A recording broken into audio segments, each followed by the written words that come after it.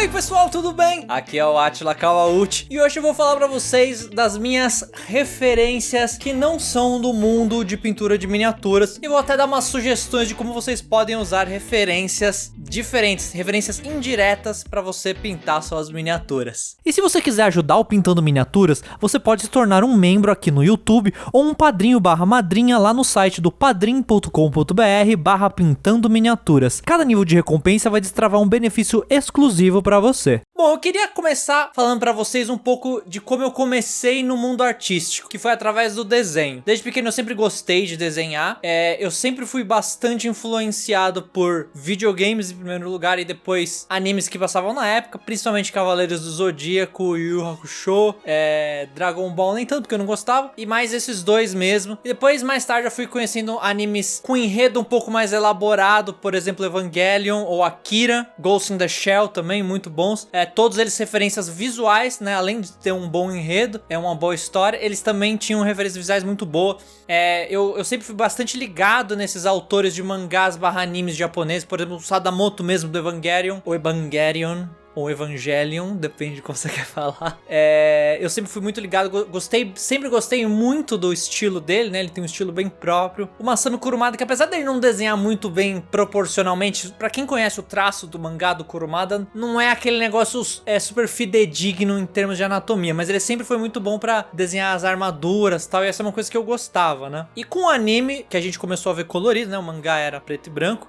Com o anime eu comecei a ter essa referência visual. É por isso que eu gosto tanto de No Metallic Metal, inclusive é por causa de Cavaleiros do Zodíaco, principalmente porque é onde tinha aquelas armaduras, eram de várias cores. Eu especialmente gosto mais de No Metallic Gold do que os outros por causa da influência dos Cavaleiros do Zodíaco mesmo, né? Desse negócio de você desenhar no anime uma coisa que é de metal, né? Que é uma abstração ainda maior do que a gente faz em pintura de miniatura de No Metallic Metal, né? Que a gente, apesar de a gente estar desenhando manualmente o reflexo, a ideia é que fique mais próximo do real. E Cavaleiros do Zodíaco não vai por essa linha, ele vai uma linha de abstração mesmo, completa, ser uma coisa bem mais no estilo de anime mesmo, que é aquelas sombras chapadas, né, que inclusive dá pra se transferir pra pintura de miniatura. Vocês estão vendo aqui o Shiryu tá atrás de mim aqui em algum lugar, não sei.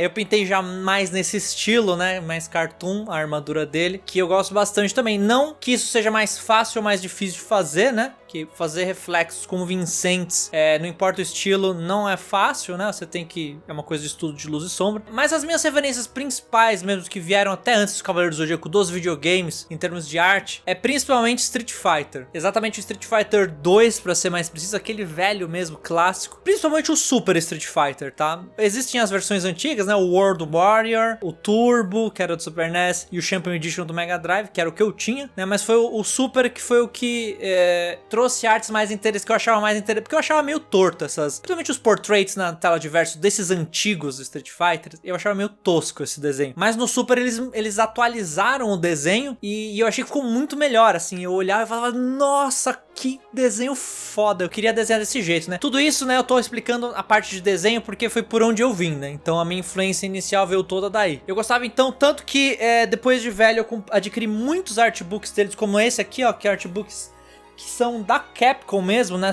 Esse específico é dessa empresa, o Dom, que é um conglomerado de ilustradores que eles fazem... Hoje em dia eles basicamente trabalham pra Capcom, mas eles fazem outras coisas também. Eles fazem comics também, arte 2D é o foco deles, mas naquela época não eram eles que faziam. Só mostrei exemplo. Eu tenho artbooks da época também, do Street Fighter, tipo, mostrando artes de 86, que eu tenho... tá aqui atrás, inclusive, mas eu não vou tirar ele de lá, não. Artes bem antigas, feitas em lápis de cor, que antigamente o pessoal fazia na mão mesmo as artes, né? Nos artbooks tem até umas artes clássicas aqui, apesar de não ser o foco. Eu tenho um outro artbook que fala, por exemplo, da história da Capcom, que é um desses japoneses. Eu podia tirar, deixa eu... Pera aí.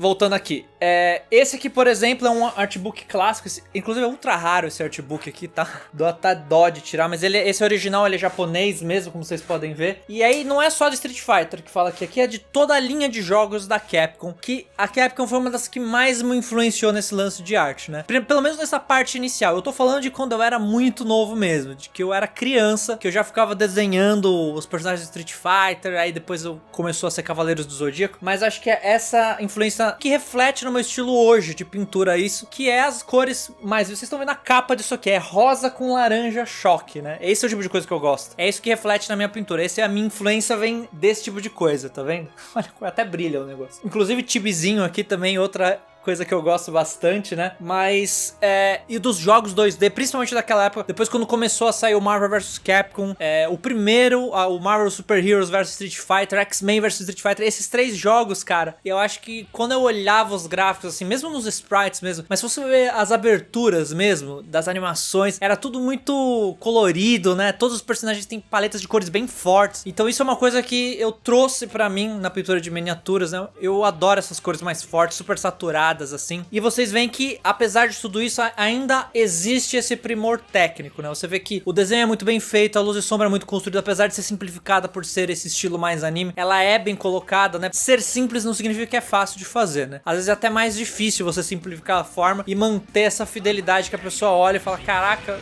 que coisa foda. Parece realmente uma pessoa desenhada ali, né? Então, e aí foi como eu comecei a misturar as coisas da Marvel. Pra mim, veio através dos jogos da Capcom. Eu não lia quadrinhos, nunca gostei, sinceramente pra vocês, de ler quadrinhos, eu nunca foi minha praia. O meu negócio era mais mangá mesmo, né, que infelizmente não era colorido, né, então pra pintura não me trouxe muitas referências, mas eu buscava as artes, por exemplo, as artes do Evangelion mesmo, Evangelion, cada um fala do jeito que quiser, mas o certo é Evangelion, se você estiver falando como se um japonês pronunciasse. O Yoshiyuki Sadamoto, que é o autor, né, eu gosto muito das artes dele, eu acho que ele tem uma sutileza nas cores muito interessante, apesar dos tons dele ser bem mais pastel do que o que eu gosto, ou o que eu faço atualmente, eu gostava muito do estilo dele, né, principalmente o lance de luz e sombra, e eu fui atrás muito de artbook também, do Evangelion, e isso me influenciou bastante também. Mas o Street Fighter eu acho que é o número 1 mesmo. Desde do Super, que eu acho que foi onde eu tive a maior influência, até esses jogos da Marvel, e depois eu fui começar, nessa linha de jogos de luta 2D, eu comecei a me interessar bastante pela SNK também, que ele tinha uma vertente diferente de arte, né? Se vocês lembrarem, pelo menos as artes do The King of Fighters, lá pra 94, até o 99 ou 2000, eu acho que ainda era mais essa linha, que era mais realista, né? Inclusive, eu tenho artbooks da SNK, são bem menos, né? Não tem tanto pra comprar. Eu tenho um japonês, dois artbooks japoneses da Capcom, né? Eles têm essa arte mais realista. Bom, o da SNK eu não sei onde tá o do The King of Fighters, mas era o do The King of Fighters 97 e depois eu tenho um mais novo. Mas ele tinha essa linha mais realista, vai estar aparecendo imagens aí do lado, que eu gostava muito também, eu achava bem legal, né? E eu comecei a gostar também desse lance mais realista que tinha no The King of Fighters. Mas eu sempre tive a preferência maior por um estilo mais da Capcom, que era mais cartoonizado mesmo, né? É uma coisa que me chamava mais atenção. Depois também eu tive influência bastante de Mega Man, das artes de Mega Man X especificamente, porque o clássico era meio tosca as artes, né? Principalmente a capa americana do Mega Man clássico. Quem não é muito de videogame não conhece esse meme, mas a capa do primeiro é um meme, a capa americana. Porque eles fizeram uma arte assim completamente maluca, assim, sem pé nem cabeça do Mega Man. Que não tinha nada a ver com o jogo, era um cara com uma pistola, a roupa dele era amarela, enfim, toscaço. Virou até meme depois no futuro, né? Mas na época era capa americana. Uma capa japonesa era diferente, era mais fidedigna com o que tinha no jogo mesmo, né? Que é um molequinho estilo mais SD, enfim. O Mega Man que a gente conhece. Isso também me influenciou bastante, né? Principalmente nessa parte de... Eu gostava mais da parte que era mecânico, né? Então tinha esse lance meio que de armadura também, né? Não é que era uma armadura, era uma parte mecânica, mas era metálico também, né? Então era uma abstração de metal que eu gostava também. Eu gostava desses metais coloridos, assim como no Cavaleiros, né? Tinha os jogos do Mega Man, que eu achava os sprites foda. Já é um pouquinho mais pra cima, né? Já em termos de tempo, já na época do PlayStation 1, que era a mesma época desses The King of Fighters que eu falei. Aí o The King of Fighters foi começando depois do 99 lá pro 2000, já começou a virar, que se não me engano o artista mudou, o artista principal deles, e começou a entrar uma arte mais anime, que eu gostei bastante, também gosto também deles, né, e eu gostava bastante. E durou até esses últimos mais novos aí, que aí eles mudaram de novo a arte e fizeram uma coisa mais... Puxa, eu não sei como falar, mas é mais bizarro. Eu não gosto muito, pra ser sincero, desses The King of Fighters novos. Mas também já não me influencia, já não tava mais me influenciando. Então, eu vim por esse lado do desenho, né? Eu sempre tive bastante revistas de aprender a desenhar, tanto a anatomia realista quanto o mangá, que era o que eu mais gostava de fazer. Eu cheguei a fazer curso de desenho também, né? Mais tarde, um pouco mais velho, na época de faculdade, eu fiz um curso de pintura digital, que era... Inclusive, o meu professor chama Ricardo Riamonde, ele faz vídeos no YouTube. Eu vou deixar aí o link na descrição pra vocês verem. verem. Eu fiz um curso com ele, na época era na Méliès, não sei se vocês conhecem, é uma escola aqui em São Paulo, bem conceituado até, que dá aula de várias coisas, modelagem e tal, mas eu fiz o módulo só de pintura digital, que era o que me interessava. Desenho eu já tinha feito curso antes, então o que me importava era pintura digital. Eu acho que é ali que eu peguei muitas bases também do que seria pintura para miniaturas, porque no final o conceito é o mesmo, né? Tanto que outras referências que eu vou falar para vocês aqui, que são de pintores, são transferidas diretamente pro nosso hobby, tá? Não devem nada. Aí nessa época que eu fiz esse curso de pintura, isso me abriu bastante também, eu comecei a aprender um pouquinho melhor. Nessa época que eu tava na faculdade, então eu já tinha aula, eu fiz faculdade de design gráfico, então eu já tava aprendendo mais noção de teoria da cor, eu tinha aula de pintura com lápis de cor, por exemplo, tive desenho, eu tive aula de desenho também, os professores excelentes também, que tinha lá na faculdade, eles eram esses desenhos mais tradicionais, né, eu tinha aula de desenho com modelo vivo, né, ou seja, tava na sala de aula, formava um círculo assim, aí uma modelo no meio, sem roupa mesmo, né, desenho natural. E a gente ia desenhando lá, e dava tempo lá, o professor falava, tinha vários tipos de desenhos, né, os desenhos mais complexos, que eram com mais tempo, e os menos complexos, que são chamados de gestuais, que eram os desenhos que a gente fazia pra treinar, pra soltar a mão mesmo, né, e aí dava 30 segundos, aí ela trocava de pose, já tinha que virar folha, desenhar outra coisa, ou então tinha os mais longos que eu falei, de alguns minutos, 5, 10 minutos, que você tinha que desenhar melhor, dar sombreamento e pensar mais em detalhes, né, e também eu tirei bastante base de luz e sombra nessa época também, né, que eu estudei isso na faculdade, foi uma coisa que eu fiz mesmo.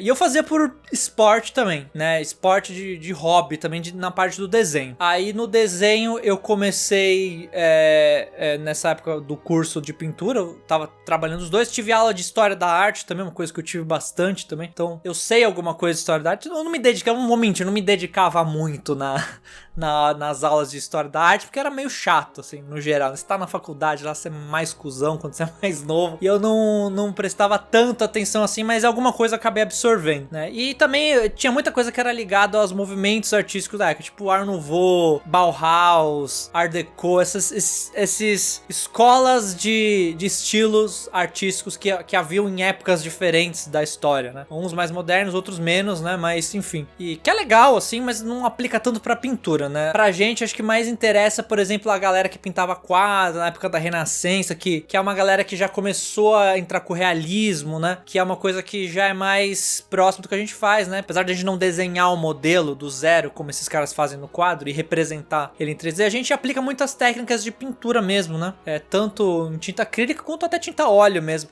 A gente pode usar tinta óleo pro nosso hobby. E foi aí que eu fui evoluindo, né? E eu já fazia desenhos também nessa época, mais perto do final da faculdade, que eu comecei a me interessar com a pintura com lápis de cor, né? Mesmo. Tanto que eu tenho várias caixas de lápis de cor aqui. Gastei umas notas aí que eu gostava de ter o material. Eu fiz alguns desenhos também, tem no meu Instagram, @atlacaúcho, quem não conhece, tem lá os desenhos que eu faço. Eu tenho que fazer um por ano, é sempre a minha meta, fazer um desenho por ano, do começo ao fim, sabe? Fazer com fundo, fazer a ilustração toda do zero e depois pintar ele com lápis de cor. Demora horrores, assim, mas eu tenho que sempre fazer. Esse ano, aliás, eu não fiz ainda, hein? Tô devendo, vou ter que fazer um. Se bem que posso contar os fundos que eu fiz pra miniatura como desenho? Não pode, tem que ser um desenho meu. Com lápis de cor, tem que ser com lápis de cor. E aí eu fui começando a aprender esse lance da luz à sombra. Aí uma coisa que eu aprendi muito por causa de videogame mesmo, o lance da luz à sombra, que eu parava pra olhar de verdade, é que se vocês separarem, é uma referência excelente, eu acho, inclusive. Se vocês pararem pra pegar um sprite de um Street Fighter, ou de um Marvel vs Capcom, ou de um The King of Fighters, pega esse sprite pequeno. Os sprites, pra quem não sabe, são os desenhos dos personagens, né, que tem ele desenhado fazendo vários movimentos, né. Aí o sistema de sprite é que, imagina que tem uma caixinha invisível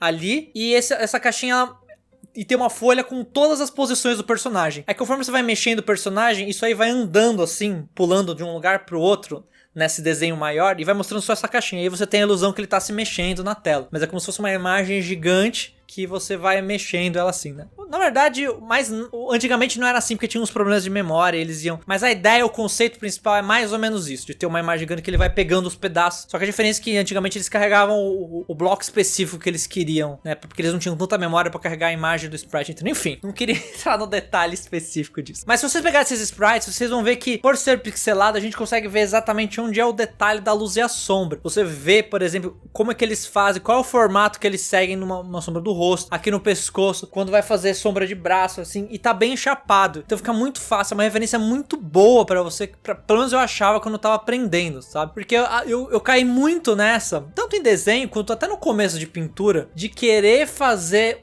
o detalhe final, ou seja, querer fazer a transição perfeita do sombreamento sem o sombreamento tá certo antes. E aí quando você precisa arrumar, você fala, putz, vou ter que fazer de novo, e aí bate a preguiça. Por isso que é melhor você acertar primeiro, por isso que o sketch de luz é tão bom, eu acho. Porque você faz aquilo ali antes, e aí você consegue ver já como vai ficar aquele negócio, antes de você se comprometer a finalizar ele, né? Então é muito bom. Então esses sprites de jogos de luta, principalmente, acho que são excelentes. Principalmente se você focar nos sprites maiores, que, por exemplo, às vezes quando mostra o personagem maior na tela de seleção de personagens, esses são excelentes, cara. São ótimas referências, que você vê a sombra marcada certinho ali, né? Você vê até níveis de sombra que você pode aplicar direto numa miniatura, um negócio desse, sabe? Até pensar em camadas mesmo. A gente consegue enxergar as camadas ali. Então é muito legal, é muito útil mesmo. Eu acho que foi uma das coisas que me ajudou mais, assim, foi pegar e ficar olhando esses sprites desses jogos. E aí mais pra frente, óbvio que depois que eu comecei a pintar a miniatura, eu fui começar a buscar referências diretas. Mas eu acho que essas indiretas, as referências indiretas, elas constituem a gente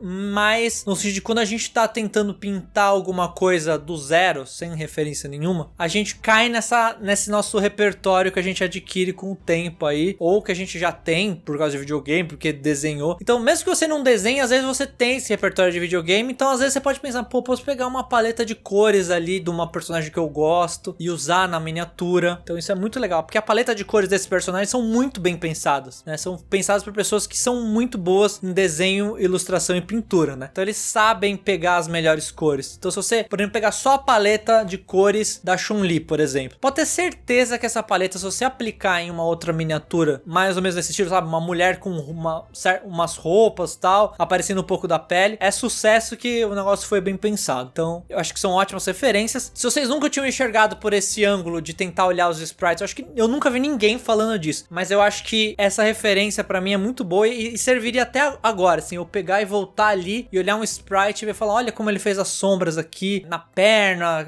no rosto, se é mulher, como é que ficou a questão do peito ali, a sombra, pra não ficar bizarro, enfim, eu acho que é bem útil. Dê uma procurada nisso, artbooks é fácil de comprar hoje em dia. Antigamente, quando eu comprava, era uma desgraça pra você importar isso. Difícil de achar também. Hoje em dia é muito mais fácil. Na Amazon.com.br você já acha ali. E você pode começar a se pegar as referências de pintores renascentistas também, né? E pintura de quadro, tal. Isso também vai ser sempre muito útil. Só que a diferença é que lá você já tá vendo as cores misturadas, né? Você tá vendo o resultado final. E eu acho que no sprite a gente tá como se a gente estivesse pegando um passo antes ali. E uma última dica que eu queria deixar pra vocês, caso vocês queiram referências desses pintores de tela, de quadro mesmo, é dar uma olhada no Google Arts and Culture, que tem como se fosse um museu digitalizado ali. Você pode ver referências de quadro de vários autores e artistas renascentistas, não só pintor, como outras coisas também. Eu vou destacar alguns aqui. O Rembrandt, excelente, ele não tem um nome de tinta a óleo à toa, né? Não sei se vocês conhecem a marca Rembrandt de tinta a óleo, é uma das melhores que existe, né? Não é à toa, esse cara era foda, pintou muitos quadros. Temos outros menos conhecidos como Peter Paul Rubens, acho excelente os trabalhos dele também. O Eugênio Delacroix, excelente também. Enfim, muitos, eu não vou ficar citando todos aqui. Vocês estão vendo aí o quanto de coisa tem. Essa barrinha, esse scroll que eu tá mostrando agora na tela, vai até lá pra baixo. Eu não consegui chegar no final. Tem muita coisa mesmo, né?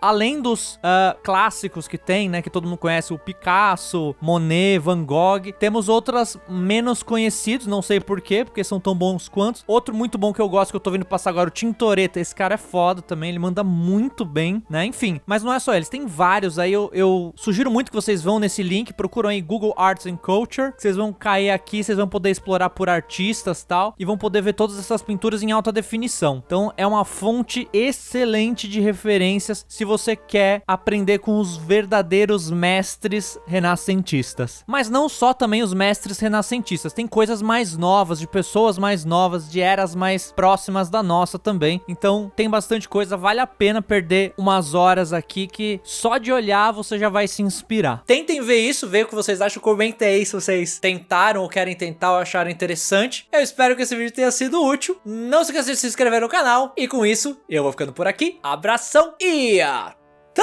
mais!